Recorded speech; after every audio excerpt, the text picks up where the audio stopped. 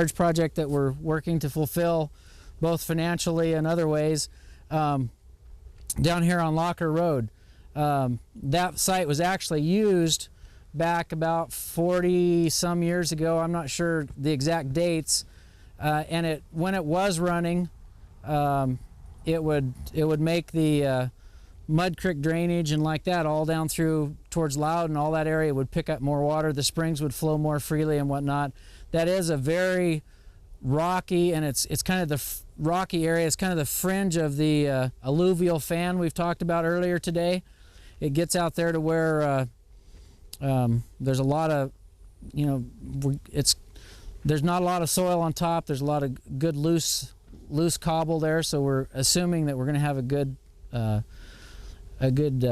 build on the aquifer once we start being able to use that. But right now we're waiting for some funding questions to get answered and whatnot.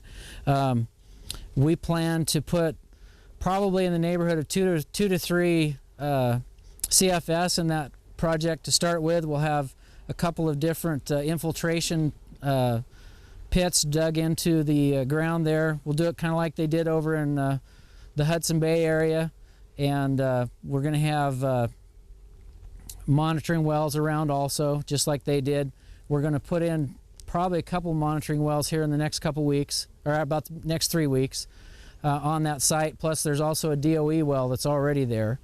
And then hopefully we'll get our funding question answered, get the rest of the construction work done, and get up and running maybe for spring if things go well and we can start seeing how this part of the aquifer responds to the water. We already have a pretty good idea that we're going to have some good effect because of the fact that the DOE well sits right there just off Locker Road right next to our canal, and you can watch it climb as soon as we start putting water in our canal.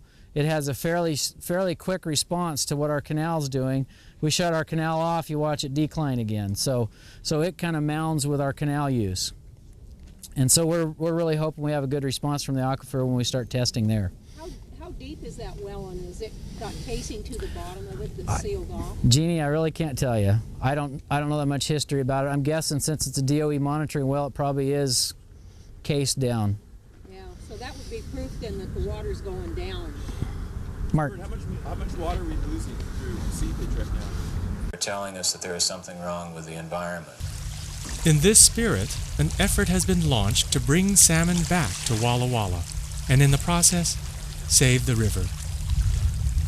What will it take to restore the Walla Walla River and the plentiful salmon runs it once supported? Why now? And how has this small-town American river become a symbol of some of the most basic themes of the American experience?